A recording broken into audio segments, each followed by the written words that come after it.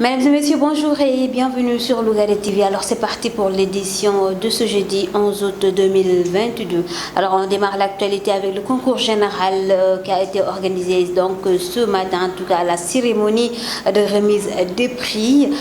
donc qui a honoré ce matin les meilleurs élèves du Sénégal qui étaient au nombre de 95 élèves. Alors les élèves des classes de terminale et de première bien entendu, encore les élèves de série scientifique qui s'adjugent 60% des prix remis ce matin. Les filles ne sont pas en reste dans cette compétition puisque la meilleure élève du Sénégal est sortie de l'école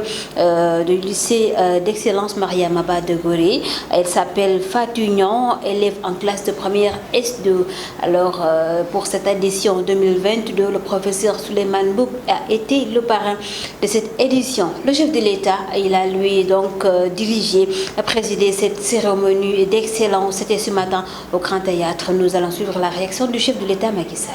L'éducation et monsieur le ministre de l'enseignement supérieur surtout, ne nous prenez pas les meilleurs pour les envoyer à l'étranger, maintenant que nous allons ouvrir les grandes classes préparatoires au Sénégal.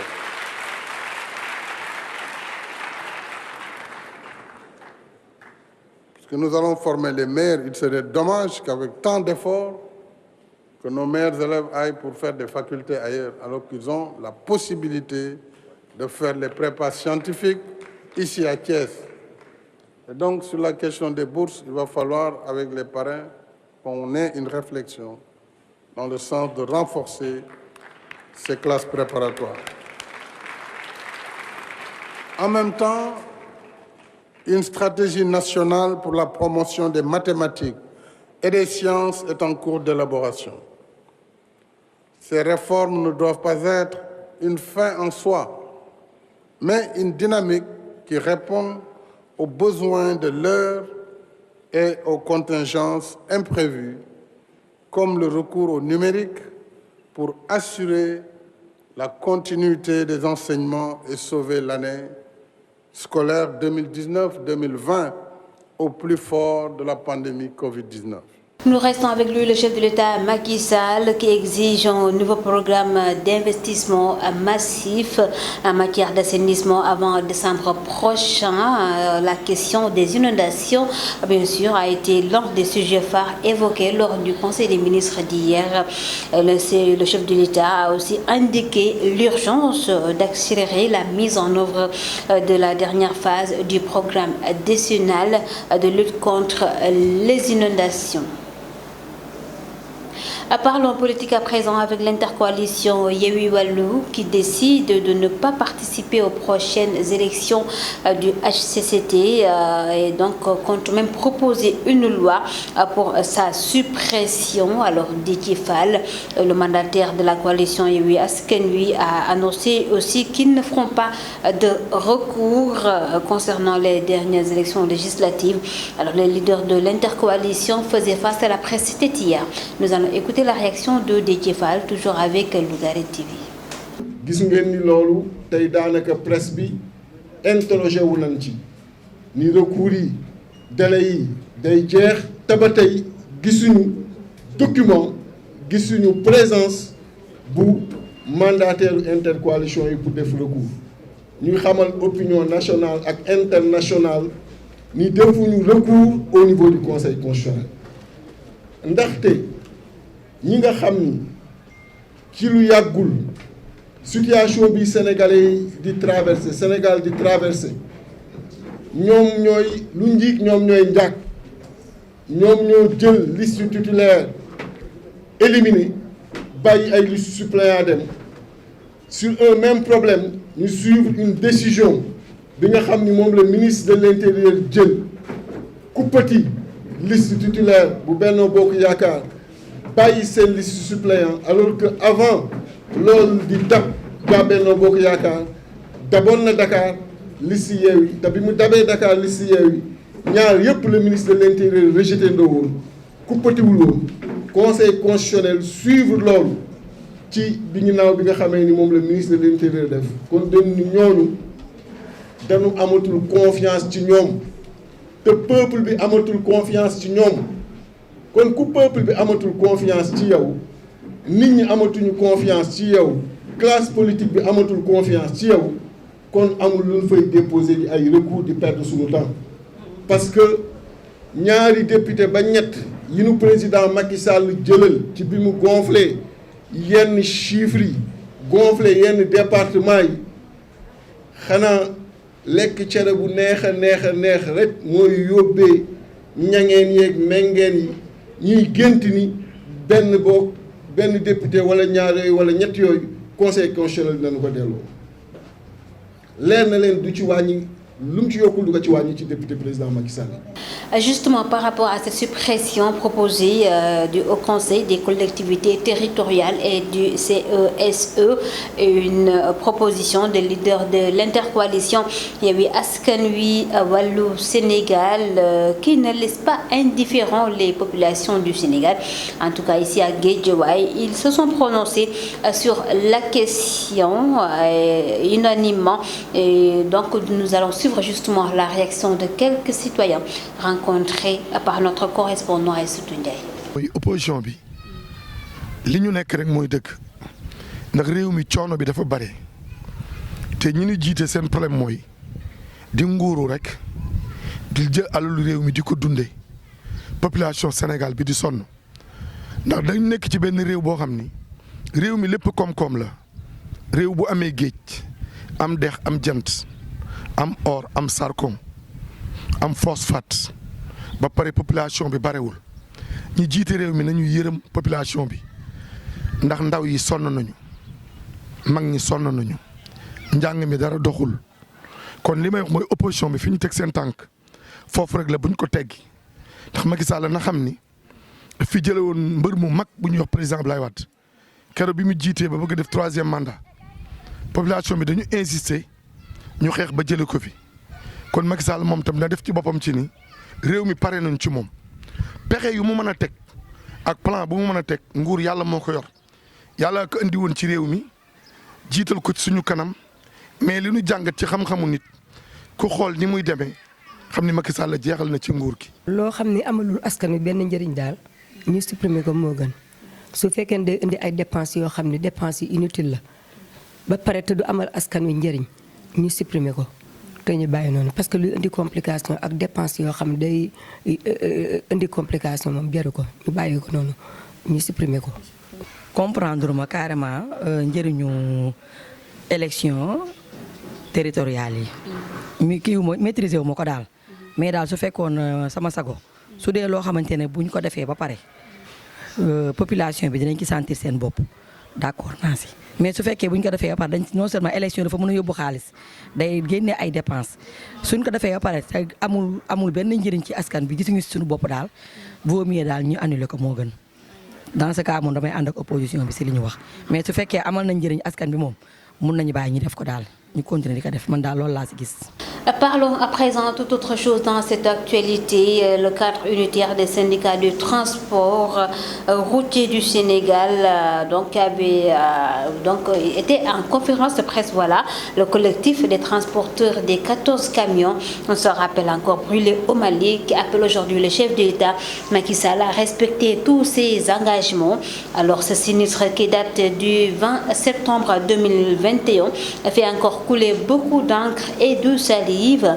sur la route de Kati à 400 km de Caille. Donc des camions des porte-chars également, des plateaux au nombre de 11 ont subi une attaque armée pendant laquelle 9 de ces camions ont été brûlés et 2 autres complètement hors d'usage à cause des balles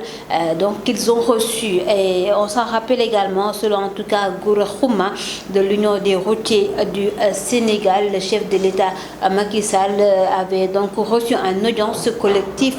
de l'Union des routiers du Sénégal et avait bien sûr donné son engagement à remettre 5 millions par camion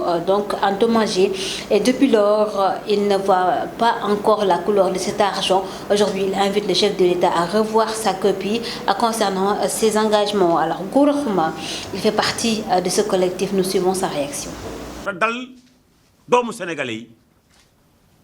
le 20 septembre 2021 ay góorgóorlu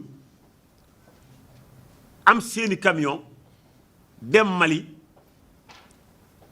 ay jihadistes taal seeni camion ñu war a tolloog fukki camion ak ñett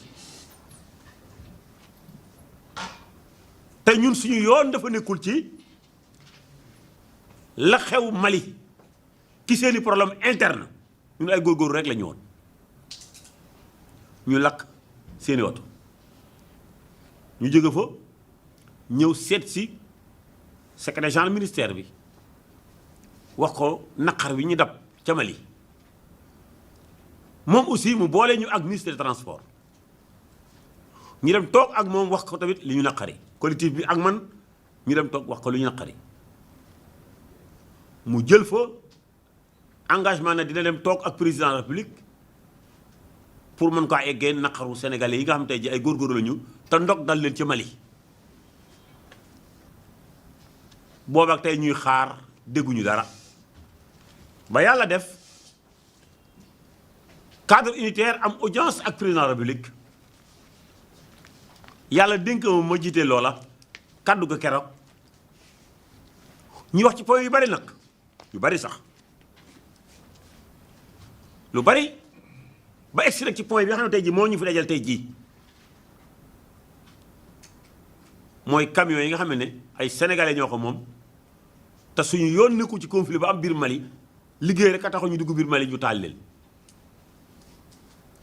président mbir mi métti ko lool nag mu xam ne rek dal nag njabootam ca nam wax ak ñun mu jël ab dogal wax ne camion yooyu man dinaa lay jox ndàmpaay benn bu nekk juróomi million am ku ko fàttali ci benn bus bu lakk fii ci biir sa réew mi moom jël bus boobu boole ko ak 14 ak 13 camions yooyu lépp di 14 léegi mu ne benn bu nekk dina ko jox 5 millions bañ fa jógee tamit ñu yëgal collectif bi yëpp na leen kat xam naa ne oto buy jar 80 millions ñu lakk ko 5 millions mënu ci loolu dara waaye nag président nee na oto bu nekk dina ko jox 5 millions.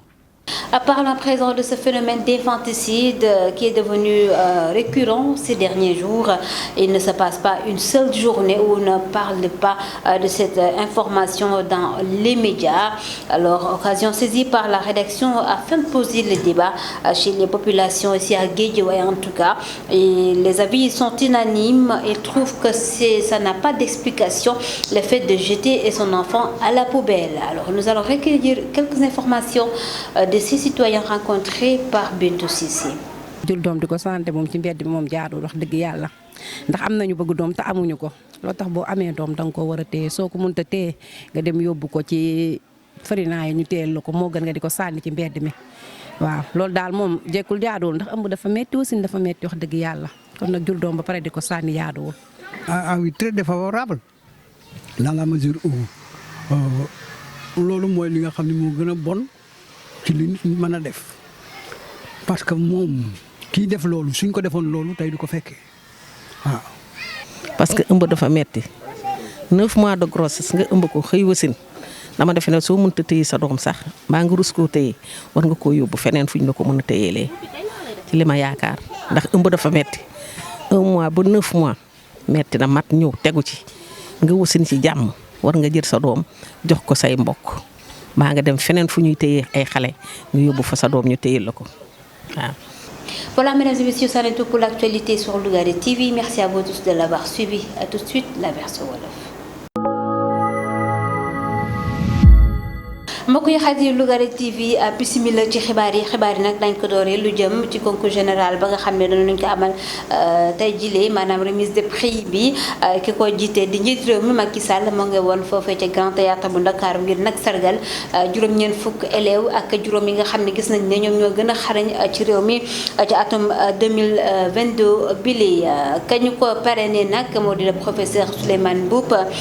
tey jii lañu fa gis mooy tey tamit lii di rek rek élèves yi nga xam ne ñoom ñoo nekk ci série scientifique yi gis nañ ne ñoo ëpp ci ñi am prix yi lay jigéen ñi tamit suñ te gannaaw ndaxte meilleur élève du Sénégal moom jigéen la turam di Fatou Niang ma nga jóge ci lycée d'excellence Mariama Ba bu Gorée mi nga ko dañuy teewlu njiitu réew mi Macky Sall ci suba moo doon jox nag élèves yi seeni prix ñu teewlu ay kàddu. L'éducation et monsieur le ministre de l'enseignement supérieur surtout, ne nous prenez pas les meilleurs pour les envoyer à l'étranger maintenant que nous allons ouvrir les grandes classes préparatoires au Sénégal.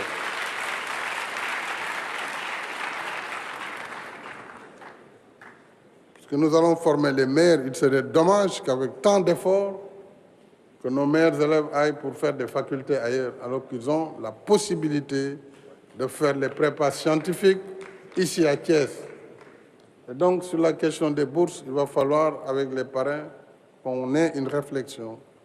dans le sens de renforcer ces classes préparatoires. En même temps, une stratégie nationale pour la promotion des mathématiques et des sciences est en cours d'élaboration.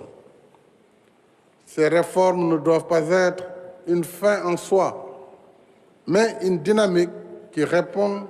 aux besoins de l'heure et aux contingences imprévues, comme le recours au numérique pour assurer la continuité des enseignements et sauver l'année scolaire 2019-2020 au plus fort de la pandémie Covid-19. njiitu réew mi Macky Sall dañuy desandi ba tey moom ma nga xam ne tey jii nag ma ngay sàkku ci gouvernement am ngir nag ñu baral jéego yi jëmale ko ci xeex bi ñuy xeex wàllu mbënn mi ci réew ba Sénégal dem ci conseil des ministres loolee nekkoon na la gënoon a fës ci waxtaan wa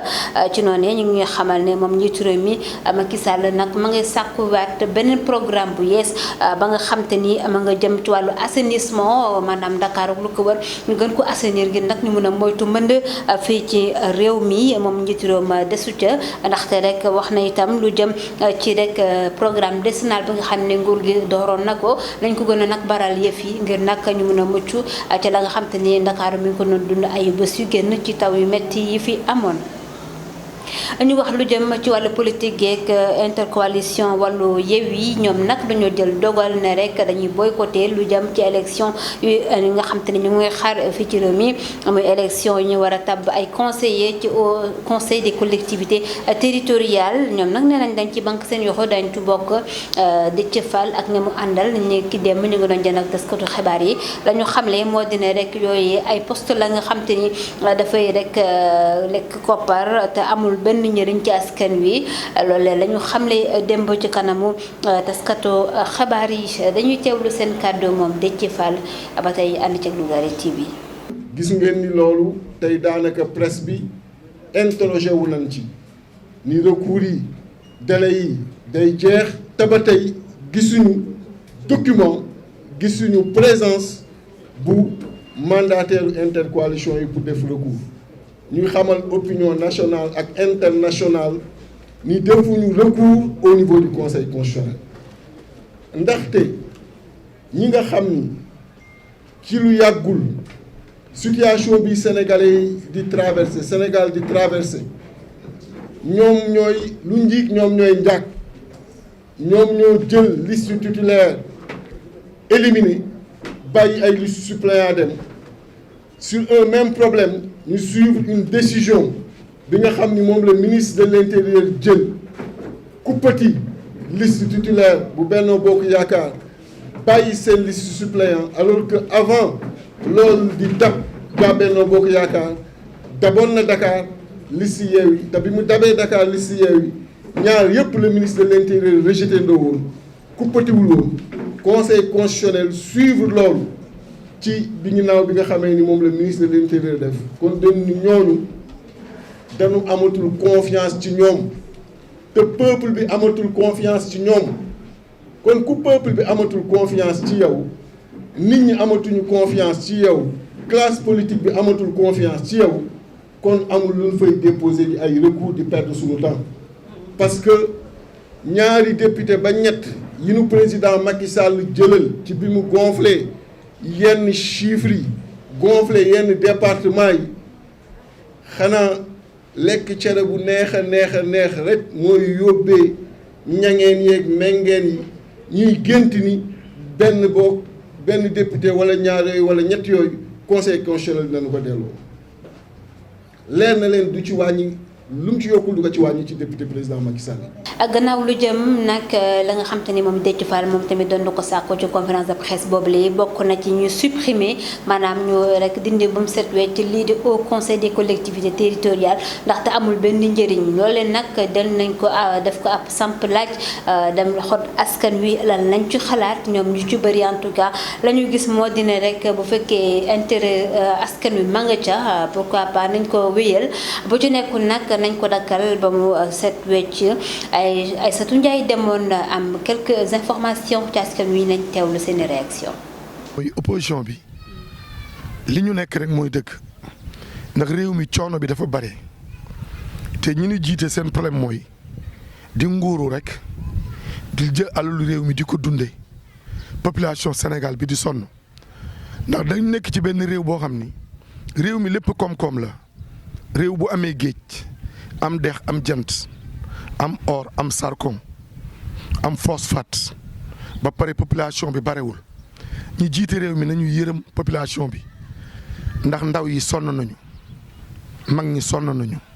njàng mi dara doxul kon li may wax mooy opposition bi fi ñu teg seen tànk foofu rek la buñ ko teggi ndax Macky Sall na xam ni fi jële woon mbër mu mag bu ñuy wax président Abdoulaye Wade keroog bi mu jiitee ba bëgg def 3e mandat population bi dañu insister ñu xeex ba jële ko fi kon Macky Sall moom tam na def ci boppam ci ni réew mi pare nañ ci moom pexe yu mu mën a teg ak plan bu mu mën a teg nguur yàlla moo ko yor yàlla ko indi woon ci réew mi jiital ko ci suñu kanam mais li ñu jàngat ci xam-xamu nit ku xool ni muy demee xam ni Macky Sall jeexal na ci nguur gi. loo xam ni amalul askan wi benn njëriñ daal ñu supprimer ko moo gën su fekkee day indi ay dépenses yoo xam ne dépenses yi inutile la ba pare te du amal askan wi njëriñ ñu supprimer ko te ñu bàyyi noonu parce que lu indi complication ak dépenses yoo xam ne day indi complication moom jaru ko ñu bàyyi ko noonu ñu supprimer ko. comprendre ma carrément njëriñu élection territoriale yi. mi kii wu ma maîtriser wu ma ko daal mais daal su fekkoon sama sago su dee loo xamante ne buñ ko defee ba pare population bi dinañ ci sentir seen bopp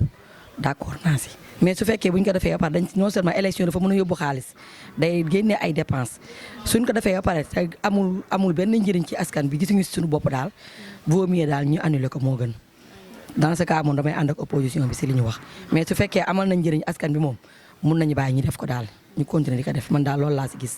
gannaaw si loolu ñu wax ci leneen di rek fukki camion ak ñeent yi nga xam ne ci atum 2020 dañ leen a taaloon fa ci douane bu Mali ña ngi koy fàttaliku tey ji nag ñi nga xam te ne ñooy dawalkati camion yi ñu nga doon gisee taskatu xibaar yi ñoom itam di fàttali njiitu réew mi engagement bi nga xam ne defoon na ko gannaaw ba jëyee bi amee Gora Khouma ak ña mu àndal ñu ngay fàttali ne njiitu réew mi nag doon na leen dalal foofee ca palais de la République te diggoon na leen camion bu nekk ku ci nekk daañu ko jox 5 millions ngir nag jox ko dàmpaay ngir rek mu am lu mu jàppandi ci camion bi nga xam te ñàkkoon na ko ci lakk ga amoon foofee ca douane bu Mali boobee ba tey nag France dafa mel ni ñoom gisaguñu koppar gi tey jii nag kii di Gora Khouma ñëwaat njiitu réew mi Macky Sall moo delloo suwaat xelam ci koppar googu yi nga xam ne diggoon na leen ko ñoom ñi nga xam te ñooy union des routiers du Sénégal ak collectif bi ëmb bépp transporteur camion fii ci réew mi Gora Khouma ay kàddoom ñu teewlu ko. dal doomu sénégalais yi le 20 septembre 2021